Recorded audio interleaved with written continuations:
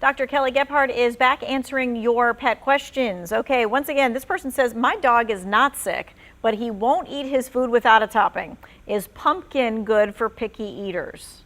I think that dog has taught you well has trained you well. He said, I'm not eating my food without you giving me a treat.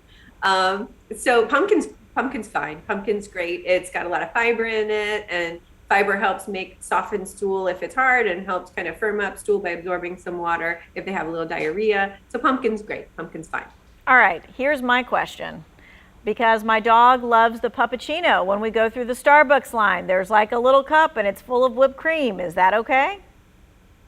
Yep, a little bit's fine. Not a lot. Just like with us, a little bit's good. A lot is probably not that great for our overall health or waistline. So, and you remember, a treat for a dog is a lot different than a treat for us. So, like one piece of cheese for a dog is like us eating 2 whole hamburger sandwiches. So remember, a little bit goes a long way for our dogs, but a little treat's totally good. Oh, that really does put it in perspective. Thank you. Okay. This person says, my cat coughs and wheezes a lot. I was told it was hairballs. She was treated for those hairballs, but it isn't better. So could it be asthma or something else?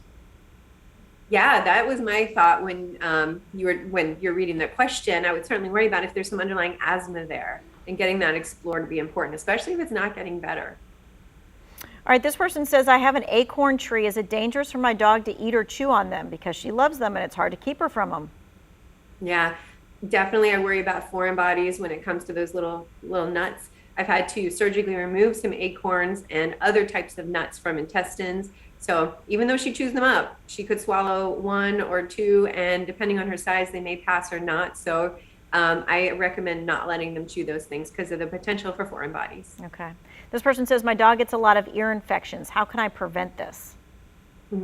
Yeah, the number one underlying cause for ear infections is allergies. So getting to the underlying allergy and remedying that is really important to preventing ear infections. Whether it's food allergy, environmental allergies, getting to the bottom of it long term is going to improve your dog's quality of life and overall health, because then you prevent those ear infections. Allergies cause inflammation, and then they get secondary ear infections. So when you talk about that, does that mean, is it a simple blood test?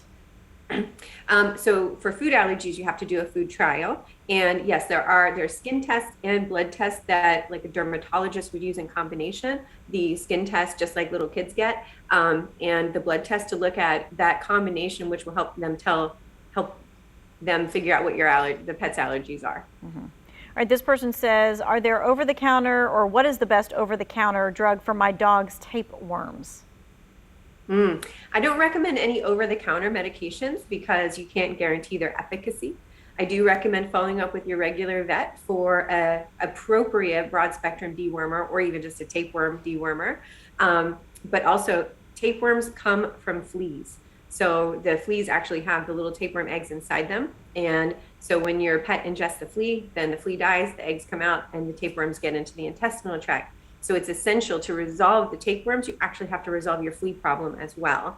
And that can actually take a lot of effort because the flea life cycle is 3 weeks. So from eggs to hatching. So I recommend talking to an exterminator. If you do have fleas in your house, what you see is actually about 5% of the actual problem in your house.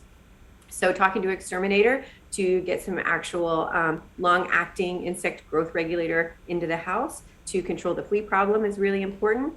And then also dealing with the tapeworms as well. And it may take actually a few treatments to really resolve the problem. So if the tapeworms come back, it's not because the first treatment didn't work. It's probably because there's still a flea problem. Gotcha. This person says, my dog goes to daycare twice a week. I've heard a dog flu can be spread from dog to dog. Are there any preventative measures that I should take so she won't get it? Yeah. So making sure they're up to date on all of their appropriate vaccines. Their Bordetella, the parainfluenza. There's also an influenza vaccine. So making sure they're up to date on all their appropriate vaccines is really important. That's going to be the best thing you can do. Otherwise, it's kind of a known risk. It's like taking our kids to daycare. We know they're going to get exposed to stuff even when they're up to date on their children vaccines. But it's a known risk. But if you do everything you can and keep them up to date on their vaccines, that's the best you can do. This last one, my Chihuahua snores awfully. Is there a CPAP machine for dogs? No, that's adorable.